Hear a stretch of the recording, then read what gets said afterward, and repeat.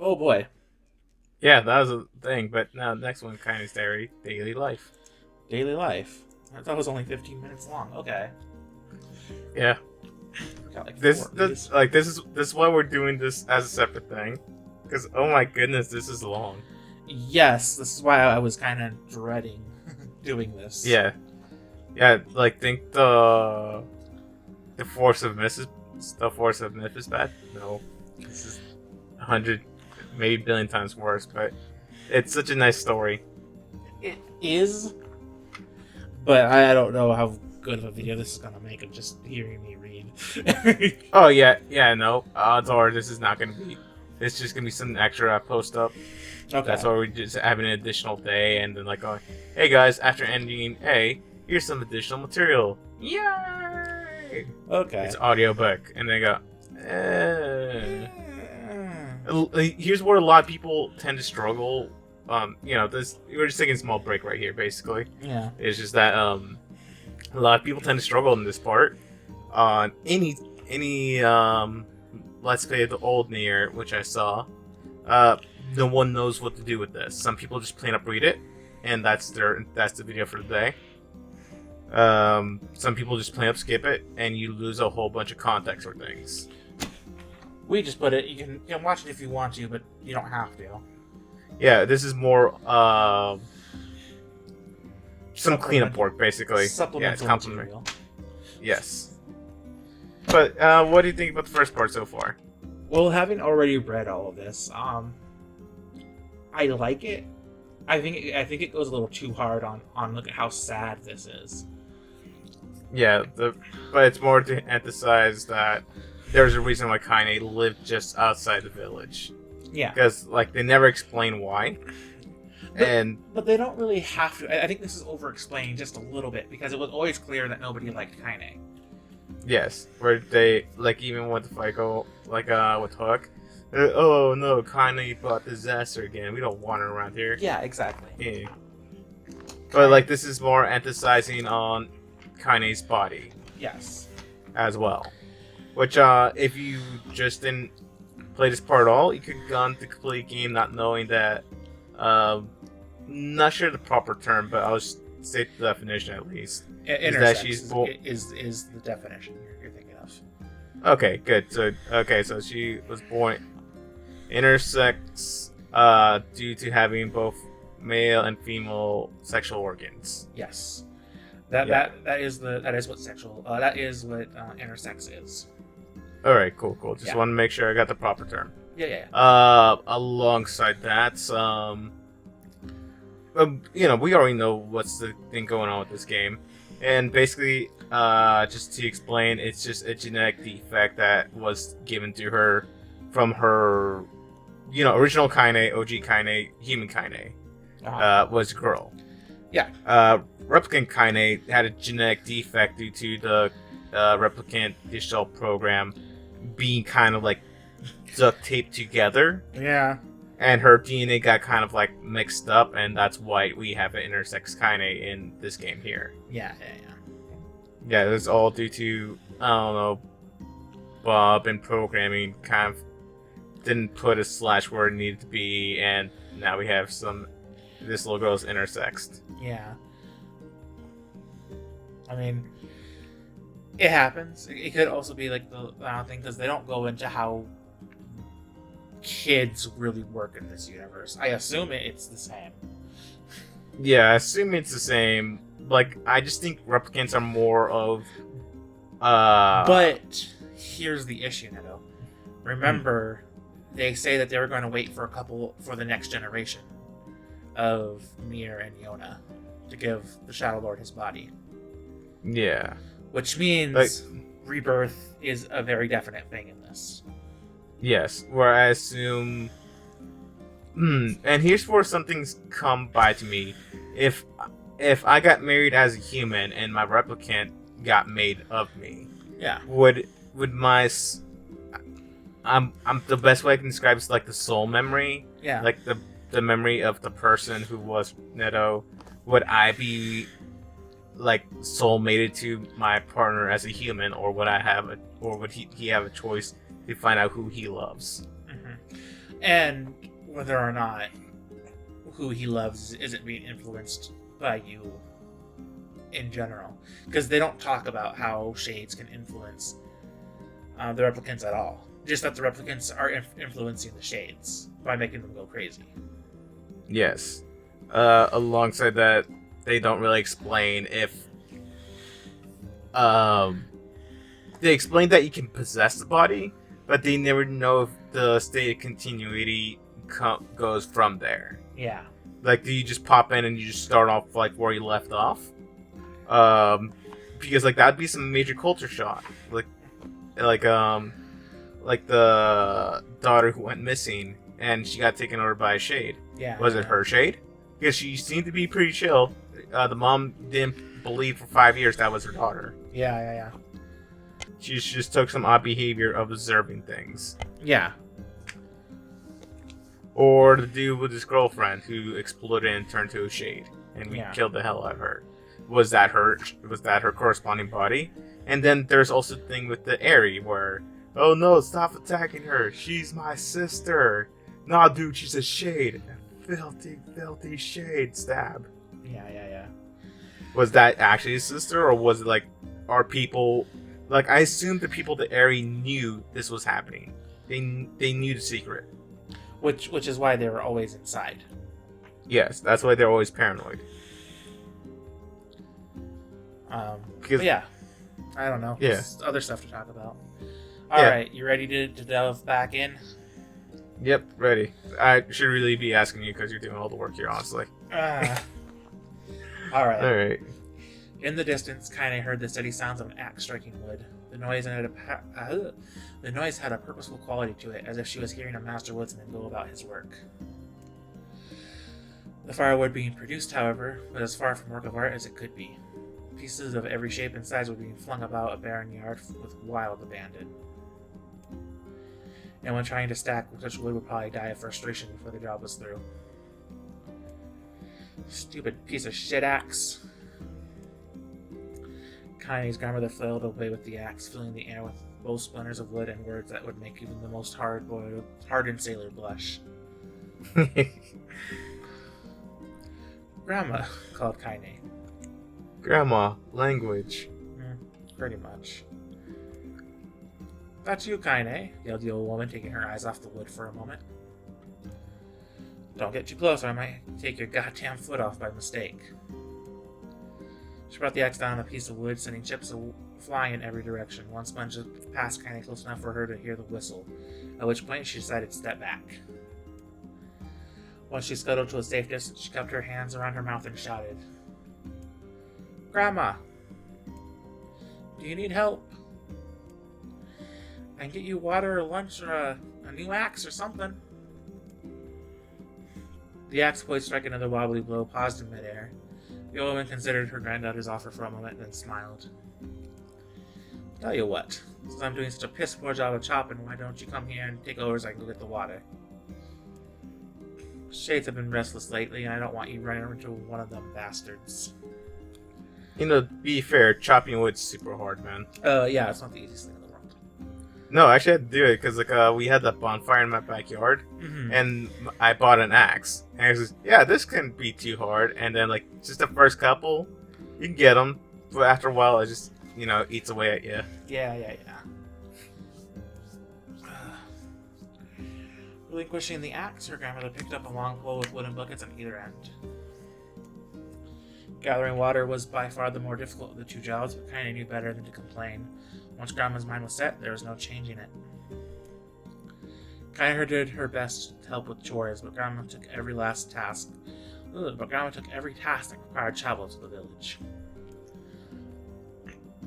Though she had a long list of plausible excuses, Kaine knew the real reason. She didn't want her granddaughter to be taunted and harassed by the villagers. Once Kaine moved in, Grandma decided to take up residence a good distance from the Aerie. Out of sight, out of mind seemed to be the best policy when it came to the villagers and her granddaughter, and rare were the days when any but the two of them could be found on the rocky acre of land they called home. Kaine enjoyed the solitude, but harbored a secret resentment that her grandmother was forced to spend her golden years in such a place. After watching her grandmother leave, Kaine turned her attention to the task at hand. She had never chopped wood before in her life, and soon discovered why the old woman hated the chore. Swing after swing of the axe produced only a tiny crack in the wood, and when she finally managed to connect with a solid stroke, the tool embedded itself in the log and refused to budge. Frustrated, Kaine swung the axe around her head and threw it, log and all, across the yard. Damn it! Ugh, crap! She understood the joy her grandmother felt in a good curse. Happier now, she picked up the axe, forced it from the wood, and resumed chopping. She had a natural skill with a blade, but the task was challenging, and blisters soon began to form on her small pink hands. This is tough. And my logs are all weird sizes. Spitting on her palms and ignoring the pain, Kaine redoubled her efforts. Just as she was developing a rhythm, Grandma returned from the village. Sitting down her buckets with a small sigh, she took one look at the logs and coughed out a wheezy laugh. Pretty clumsy girl, you better practice if you... Her grandmother suddenly collapsed to her knees, causing one of the buckets to wobble precariously. Eyes wide, Kaine dropped the axe and ran to her grandmother's side. Grandma! The old woman shook her head and pointed a trembling finger at the bucket. Get the bucket. Can't let it spill. Kaine saved the bucket with a foot as she knelt by her grandmother. A small bit of water sloshed over the side and made a new home in the hem of her dress, but Kaine didn't notice. Grandma, what's happening? Crazed with panic, she grabbed her grandmother by the shoulders and shook. After a moment, the woman lifted her arms and batted Kaine away. Stop that, just stop, she cried, breathing heavily. It ain't like I'm dying. I'm just tired from the trip is all. Kaine desperately wanted to believe her, but one look at the old woman's shaking hands and worn face told her more than words ever could. Her grandmother had lived a long, hard life, and it seemed the bill was finally coming due. The time when her grandmother watched over Kaine was ending. Sooner than either of them had feared, the positions would be reversed. The next morning, Kaine came to the side of her grandmother's bed and took her wrinkled hand. Grandma, you're sick, and you need medicine. I'm going to the village. The old woman shook her head and tried to rise, but Kaine gently pushed her down. It's all right, she said. I'll be fine. Her grandmother fixed her with a gaze that could melt steel. After what seemed an eternity, she finally lowered her eyes and sighed. Well, I don't like it, goddammit. I guess I should quit being so stubborn and let you grow up. The old woman watched as Kaine strapped on her boots and made her way down the road to the village. Hours later, as an unseen sun made its way across the dark and rainy sky, she was still watching. Kaine moved at a brisk pace, checking her pockets every few minutes to make sure the money her grandmother gave her was still there. Every noise caused her to spin on her heels, making sure she wasn't being stalked by a shade, or worse, Demo and his gang. But she encountered neither tormentors nor shades, and Kaine finally found herself at the entrance to the village. The few adults she could see glanced sideways at her, then muttered to each other behind raised hands before slinking away into the shadows. Her heart racing, Kaine took a series of rapid shallow breaths and tried to calm herself. I have to prove myself. I have to help Grandma. I have to be strong. She chanted those words to herself over and over as she slowly made her way. Finally, her eyes settled on a rotund older woman who was angrily waving her arms in the air and telling anyone who would listen exactly what she thought of Kaine's presence. Hey lady, said Kaine with a bravado she did not feel. Where's the apothecary? The woman's sallow cheeks shook in bewildered rage. How dare this thing speak to me, they seemed to say. But Kaine saw that her eyes held a different emotion. Fear. Yeah, we're both scared, lady. Trust me on this one. Which way? Kaine repeated.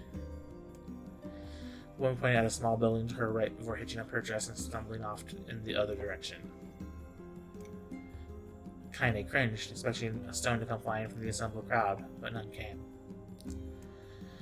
Her mind was filled with a strange sense of pride as she made her way to the apothecary. The new emotion had little time to take root, for as soon as she opened the door, she noticed a familiar customer at the counter. It was Demo. He clearly had been sent here on some kind of family errand because his gang of followers was nowhere to be found. Oh my gosh, but what are you doing here, freak? The insult was delivered without force, and Kaine happily ignored it.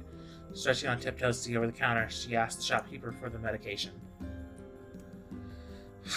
Bark, that old bitch finally kill over? Go to hell, Demo. The boy's eyes grew so wide they seemed ready to fall out of his head. Before he could let fly a comeback, or worse, a punch, the apothecary told them to knock it off before he kicked them out of the store. Demo slunk out of the shop, cursing Kaine under his breath. Once he was gone, she allowed herself to breathe once more, taking a brief tour of the shop while the elder prepared her medication. Countless tiny bottles filled the cramped store, each with a label written in some indecipherable language. An ocean of aromas assaulted her nose, creating a scent that was exotic, but not altogether unpleasant. Seeing such a variety of supplies gave Kaine a sense of peace. Surely in a world so vast, there would be a place she could call home. On the far wall behind the counter rested a portrait of a stunning young girl. The picture had once contained bright, vibrant colors, but time had worked its cruel magic, and they were beginning to fade. The beauty of the work, however, remained undiminished. You like that picture? Kaine turned to find the apothecary with a small vial of medicine in his hand. His eyes were gentle but sad, and they seemed to stare through her and into nothing as he spoke. That's my daughter. I sketched it when she was just a little girl. She's been dead a long time now. Kaine didn't know how to respond. She just stared at the portrait and tried to come up with the right words. Pictures are wonderful things, continued the shopkeeper. They let the ones closest to you live on forever. He shook his head slightly, then looked down at Kaine and smiled, handing her the medicine. He reached into a sizable green apron and produced a handful of old wax crayons. You should have these. There's no one left that I wish to draw. Kaine took an instinctive step back, causing the shopkeeper's face to darken. Yes, I've heard the rumors about you, he said. It's a small village and word travels quickly. Between you and me, I'm not sure which of them to believe. But I also don't think they matter much. I know your grandmother, Kali, and I think the way she was driven out of this town is just deplorable. Grandma's name's Kali? Thought Kaine suddenly. She was still mulling this new fact over in her mind as she reached out and gently took the crayons from the apothecary's hands. Your grandmother's an old friend of mine, he said as Kaine scooted away yet again, and I owe her much. I wager she would like it if you drew a picture of her. Yes, I think she would like that very much. Kaine murmured a quiet agreement, but inside her heart was bursting. Never before had a villager treated her with anything but complete contempt. It was a tiny, almost imperceptible step, but it was a step nonetheless. And with enough tiny steps, she might one day discover the rest of the world. When Kaine returned home, she found her grandmother asleep in her bed. Her feet were blackened and raw, even bleeding a bit in places, leading Kaine to think that she had been pacing around the room until exhaustion finally caught up with her. She placed the medicine by her grandmother's pillow and turned to leave, but found the old woman's hand clasped around her arm. Back already, are you? Asked her grandmother with a yawn. Come here, let me have a look at you. Grandma sat up and examined Kaine from head to toe. Finally satisfied that nothing terrible had befallen her grandchild, she leaned back and allowed herself to relax. Well, how was it? Those bastards give you any trouble? It was kind of fun, said Kaine with a small smile. No, seriously it was. Fun, eh? Asked her grandmother in a voice which implied she believed anything but. Uh-huh. Huh? Anytime you need me to run an errand, just let me know. As she spoke, Kaine removed the crayons from her pocket. After a brief explanation of their source, she informed the grandmother that she was going to sketch her portrait. A portrait of me? Ridiculous. No one wants to stare at a wrinkled old crown. But Grandma, it'll make you live forever. Excuse me. Horse shit, said her grandmother, throwing back the sheet from her bed. Living forever would just piss me off. I'll put those crowns away and help with dinner. But Kaine would not relent, and in the end, Grandma found herself leaning against the wall of their house as if posing for a master artist. Kaine took up the crayons and eyed her subject carefully and set to work. Just as her grandmother was about to nod off, Kaine finished the piece. After staring at it for a bit, she released it from her grip and let it slowly drift to the floor. It's terrible. It doesn't look like you at all. I'm sorry, Grandma. I thought these crayons would, make drawing easy or something. Oh, my eyes narrowed at her grandmother's disappointment. Let me be the judge of that, she said, ignoring the pain in her bag and reached for the paper. The sketch could have been a person's face. It also could have been a boulder, a lump of clay, or an incredibly misshapen loaf of bread, all rendered in a chaotic array of colors. The old woman stared at the picture for a long time and slowly wheezed out a laugh. Oh, Kaine, she said between laughter. You truly are my blood. You're as clumsy as me, and I love it. But... Hush, I won't hear any more bull about how ugly you think it is. It came from the heart, and I'll treasure it always. True to her word, the old woman gave the picture a place of honor above the kitchen table. The days that followed, Kaine would often catch her staring at the portrait with a strange smile on her face, an action she interpreted as a silent, mocking laughter. A week later, Kaine could stand no longer and asked her grandmother to take the artwork down. Posh, said the old woman. I'll take this down when they roll me in my shroud. She pondered this for a bit and then turned to Kaine and then dropped to one knee. Listen to me, girl. Seeing this picture makes me happy in a way I've never felt before. It makes me want to go on, so that someday you can feel the same happiness. It was a moment that burned itself in Kaine's memory, a perfect blend of pride and love and joy that came together to form a lifelong remembrance. She swore to never forget this moment, to never forget the old woman who had made her place in the world possible. Time moves on, people and memories move in and out of a life like ghosts passing through a hall. But this moment will be different, Kaine swore, because I will remember it forever. Forever.